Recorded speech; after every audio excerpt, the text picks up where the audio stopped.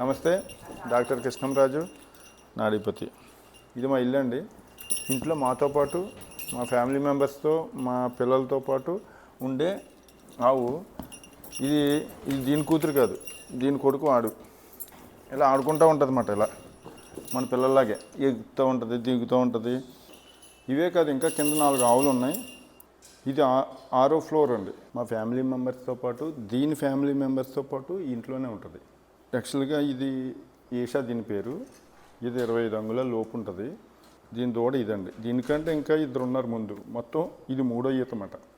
సనాతన ధర్మంలో ఆవు మనతో పాటు ఉండాలనే ఉద్దేశంతో మాకు నచ్చిన ఆవు అన్నమాట. మాకు ఇష్టమైంది. ముఖ్యంగా మా అమ్మాయికి దీంతో ఎక్కువగా అటాచ్మెంట్ ఉంటుంది అన్నమాట.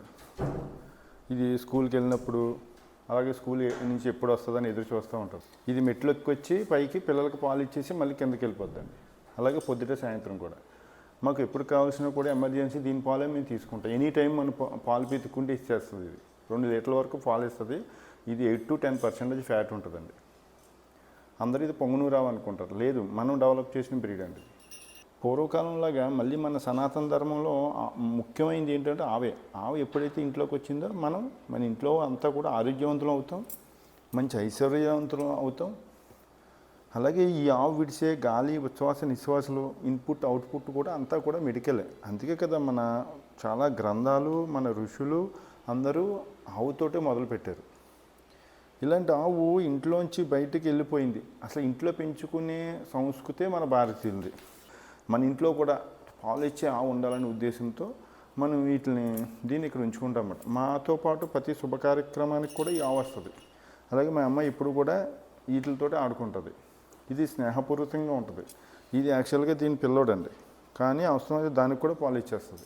దీనికి అలాంటి ఫీలింగ్స్ ఉండవు. నాకు చిన్నప్పుడు ఒక విషయం గుర్తు వస్తుందండి. మాకు పల్లెటూరు అన్నమాట, కోనసీమ ఏరియా. ఇప్పట్లాగా అప్పుడు ఫ్రిడ్జ్లు లేవు. కరెంట్ లేని రోజుల్లో ఎవరైనా చుట్టాలు వస్తే మా నాన్నమ్మ ఇంటి పక్కనే పాక ఉంటే పాకలోకి వెళ్ళి ఆవు పాలు గ్లాసులు తీసి టీ పెట్టి ఇచ్చేవారు అన్నమాట. అంటే ఎనీ టైము. అలాంటి సనాతన ధర్మం. ఇప్పుడు అంటే ఫ్రిడ్జ్లో వచ్చాయి కాబట్టి మనం అంతా ఫ్రిడ్జ్లో పెట్టుకుంటున్నాం. అంటే అంత ఫ్రెష్ పాలు తాగి అలా 100 years పైనే బతికారు. మళ్ళీ ఇప్పుడు మనం అలాంటి కల్చర్కి రావాలంటే చాలా కష్టం. కానీ ఈ ఆవుతోటే సాధ్యమండి. ఇది ఎనీ టైం మనం పాలు తీసుకోవచ్చు. 2 లీటర్స్ వరకు పాలు ఇస్తుంది. కానీ ఈ పాల్లో కూడా మెడికల్ వాల్యూస్ ఉంటాయండి. అంటే 8 to 10% ఫ్యాట్ ఉంటుంది.